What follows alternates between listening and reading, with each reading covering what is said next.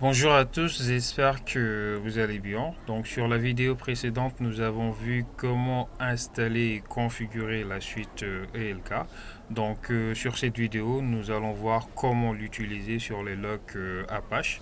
Mais avant cela, si vous vous rappelez bien, sur la précédente vidéo, nous avons mis en suspens la configuration de Logstash. Donc nous allons le poursuivre et démarrer par quelques configurations de prérequis, à savoir le Java 8, donc, dont Logstash a besoin pour son bon fonctionnement. Et ici, pour la logique de cette vidéo également, donc, on va installer Apache. D'accord. Voilà. Donc là, on se log.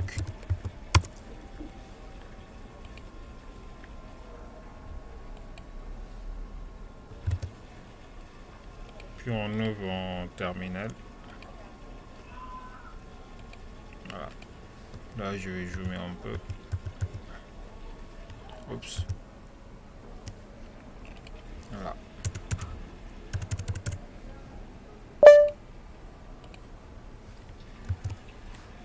Donc là, on va installer le Java 8.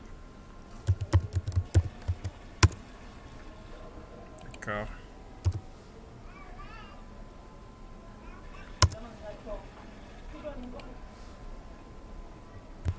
Voilà. Une fois le Java 8 installé, on va installer Apache. Donc, get installe Apache 2. Voilà. J'ai oublié sudo.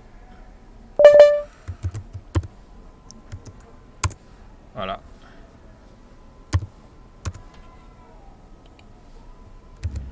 Là, c'est bon. Donc, on va redémarrer le service Apache. systemctl start Apache 2. Voilà. D'accord. Donc, on va l'activer au démarrage. Enable. C'est bon.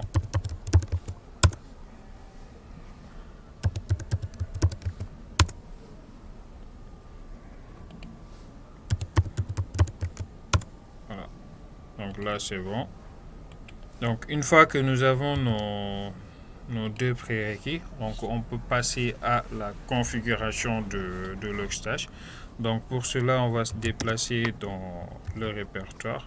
Donc là, c'est etc Logstash. Donc là, on va visualiser le fichier. Donc nous, ce qui nous intéresse, c'est ce répertoire-là. On se déplace dans cdconf. Voilà. Donc ici, si je fais en ls, vous voyez, le répertoire, c'est le fichier que j'avais créé antérieurement. Donc, mais vous devez créer ce fichier-là, donc apache.conf. Donc apache.conf parce que je veux récupérer les logs de Apache. D'accord. Donc on va voir son contenu. Donc là, je fais sudo nano et je tabule. Voilà. Donc je vais dézoomer un peu, voilà, pour que ça soit plus visible. Voilà. Donc sur ce fichier, si vous remarquez bien, nous avons trois sections. Donc la partie input, la partie filter et la partie output. Donc il faut savoir dans les fichiers de configuration de Logstash, donc nous avons ces trois éléments-là. Bien évidemment, la partie filter est optionnelle. Donc la partie input, donc ça va nous permettre d'extraire les données à partir de différentes sources. Donc la partie filter, quant à lui, va nous permettre d'effectuer des transformations ou bien des améliorations sur les données, donc récupérées par le input. Et la partie output va nous permettre d'expédier, par exemple, les données vers différentes destinations. D'accord. Donc soit par mail ou bien par Elastic. Donc ici, dans notre cas, ça sera Elastic. Donc ici, pour la partie input, donc faut savoir, dépendamment des trois sections qu'on vient de voir, donc tous les trois, ils utilisent des plugins pour pouvoir traiter les données. Donc ici, pour la partie input, donc il utilise le plugin file. Donc ici, on utilise le plugin file tout simplement parce que les données qu'on veut récupérer sont depuis en fichier. Donc bien évidemment, il existe plusieurs plugins, mais ici dans notre cas, nous, ce qu'on veut récupérer, c'est les logs de Apache qui se trouvent dans un fichier. Donc c'est pourquoi ici on a utilisé le plugin file. Donc ce plugin là, il prend plusieurs arguments. Donc ici vous remarquez bien, on a un seul argument qui est le path. Donc c'est le chemin où se trouve nos logs Apache. Donc ici sur cette machine, var log Apache 2, donc access.log. Donc ici ce chemin, ça dépend de votre système. Donc dépendamment du système d'exploitation, ça peut se trouver dans des répertoires différents. D'accord. Donc l'autre aspect également ici sur la partie filter. Donc sur la partie filter, donc vous remarquez qu'on a utilisé trois filtres. Donc premièrement, nous avons utilisé la filtre GROC. Voilà. Donc ici le GROC donc va nous permettre d'analyser facilement donc les données de log qui sont non structurées, donc en quelque chose de beaucoup plus exploitable. Donc ici en utilisant ce qu'on appelle des expressions régulières. Donc ici, les expressions régulières ils sont de la forme syntaxe sémantique. Donc les sémantiques, n'est rien d'autre que la valeur prise par le syntaxe. Donc ici, comme ici, on vient de voir pour les inputs, donc ça prend plusieurs arguments. Donc ici, ça dépend de vos besoins. Donc selon vos besoins, vous choisissez l'argument qui vous convient. Donc ici, on a également un autre plugin donc, qui est le plugin date. Donc il faut savoir que par défaut, Logstash basera son neurodatage sur l'heure à laquelle l'entrée du fichier de log a été lu et non sur l'horodatage fourni par le fichier de log Apache. Donc d'où l'utilisation du filtre de date donc qui basera son horodatage donc sur les dates des champs filtrés par GROC. Donc soit autrement dit l'horodatage réel fourni par le fichier log Apache. D'accord.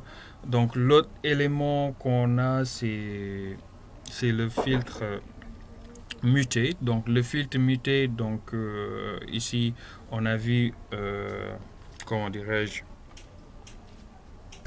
donc le mutate, donc avec, comme je viens de dire, l'action convert, donc on va convertir la réponse HTTP et la taille de la requête qui sont par défaut en string vers le type integer. Donc car en effet Kibana donc gère ces visualisations différemment selon le type de données que vous lui envoyez. D'accord. Donc le dernier élément ici, ça sera le output. Donc comme je viens de dire, donc une fois que vous avez mis votre source de données et effectué le filtre nécessaire ici, donc il faudra expédier le résultat obtenu vers soit l'envoyer par mail. Ici, on utilise Elasticsearch. Donc ici, pour le host, donc il faudra juste définir l'URL de Elasticsearch. Donc ici, on utilise l'option index. Donc l'option index, donc c'est un moyen pour Elastic de structurer ses données et de les gérer plus rapidement. Donc le nommage utilisé dans notre index actuel est dynamique. Donc grâce ici à ce pattern, donc ici on a $, donc plus l'année, le mois et la date. Donc ici ce qui aura pour effet de créer, donc autrement dit un index par jour. Donc cela va nous permettre, si on est administrateur ou bien utilisateur lambda, de facilement s'y retrouver en affichant par exemple les logs d'une période donnée dans Kibana. Donc si on veut également supprimer des logs de telle période à telle période, donc ça va nous faciliter donc l'affichage. Voilà. Donc en gros, pour résumer, donc d'après ce qu'on vient de voir, donc Kibana, autrement dit Logstash, donc joue un rôle très important dans la pile, donc en récupérant, filtrant, expédiant vos données, donc afin de les utiliser plus facilement sur l'ensemble des composants restants, à savoir Kibana et Elasticsearch. Donc sur ce, nous allons sauvegarder notre configuration. Voilà.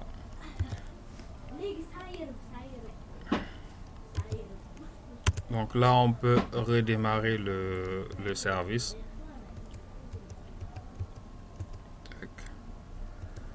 Voilà, donc on redémarre. Logstash. Voilà.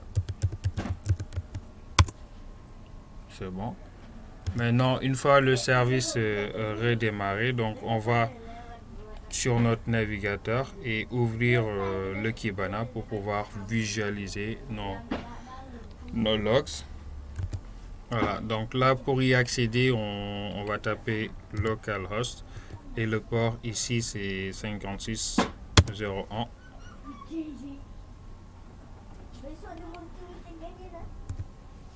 Voilà, donc là on arrive sur cette belle interface. Donc là ici il faudra ajouter une index. Donc là il faut descendre un peu tout à fait vers le bas. Voilà, que le curseur déconne. Voilà, ici sur Stack Manager.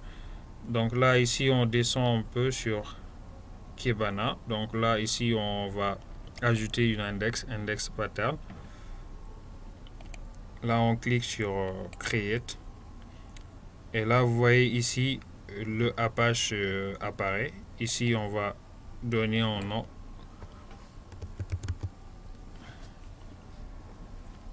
Donc on va l'appeler donc Apache. Tac. Donc là Apache. Voilà. Voilà. Là ici on choisit timestamp et on clique sur Create. Voilà. Donc vous voyez, il a déjà récupéré les informations. Donc vous avez ici différents attributs donc concernant les logs. Donc pour avoir plus de visualisation, donc nous allons venir ici sur l'onglet Discover. Voilà. Donc là ici c'est normal, on n'a pas encore de log. D'accord, donc là ici on va changer parce que j'étais sur un autre filtre. Donc on choisit Apache 2. Donc là ici on n'a pas encore de log, c'est normal. Donc on va générer du trafic ici avec localhost, donc sur le service Apache. Voilà, donc là ici on est sur localhost. Donc maintenant si on revient ici sur l'autre onglet, voilà, donc là si je rafraîchis, vous voyez, j'ai mes logs. Donc j'ai récupéré les informations sur mes différents logs. Donc là vous voyez, j'ai pas encore trop de logs, vous voyez, parce que je viens de l'activer. Voilà. Mais au fur et à mesure que voilà, je vais générer du trafic, donc là vous voyez, si je rafraîchis, donc vous voyez, ça s'accentue. Maintenant là nous avons des données qui sont bruts. Donc nous avons la possibilité d'ajouter ici notre dashboard, donc pour avoir une vue beaucoup plus facile à interpréter. Voilà. Donc là ici on clique sur créer un dashboard. Donc ici créer une visualisation. Voilà. Donc ici vous avez plusieurs champs ici. Donc dépendamment du champ sur lequel vous voulez interagir. Voilà. Donc là ici on change de truc. Voilà. Donc là ici on a plusieurs champs. Voilà. Donc là pour créer un dashboard, donc là on fait un drag and drop. D'accord. Glisser, déposer. Voilà. Je vais agrandir un peu. Voilà, donc là c'est beaucoup plus visible. Voilà, donc et ici en bas nous avons la possibilité donc de choisir les types de graphes qui nous conviennent. Donc même en haut ici, donc on a la possibilité de les changer ici, donc soit en barre, horizontale, verticale, donc ça dépend. Donc ça dépend vraiment de vos goûts en fait. D'accord. Donc là ici sur ces champs là, donc vous avez la possibilité de faire des filtres, donc de n'afficher uniquement les champs dont vous avez besoin, comme par exemple ici, donc pour les réponses. Donc je fais drag and drop. Donc là actuellement j'ai uniquement les réponses. D'accord. Voilà, donc ici pour les types de réponses. Ça dépend vraiment de ce que vous voulez afficher. D'accord. Voilà, donc là ici pour faire simple on va prendre juste son élément. Donc là je prends celui-là. D'accord. Tac.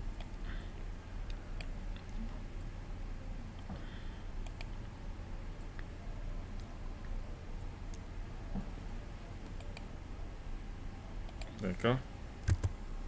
Voilà. Donc ici on a les hosts. Donc ça dépend vraiment de ce qu'on veut afficher en fait. Donc on va prendre juste un exemple. Donc là on clique sur save en haut. Et là sur save. Donc on lui donne un nom. Donc my dash. Tac. Et je sauvegarde. Voilà. Et là j'ai mon dash. D'accord. Donc ici j'ai également aussi la possibilité d'ajouter d'autres types. Donc soit ici par exemple le map.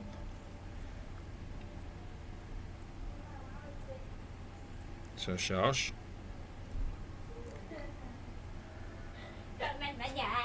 Voilà.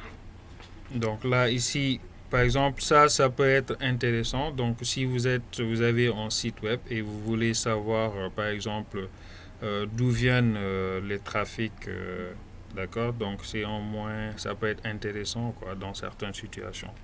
Voilà. Donc là ici on clique sur save. Et vous voyez là j'ai deux dashboards.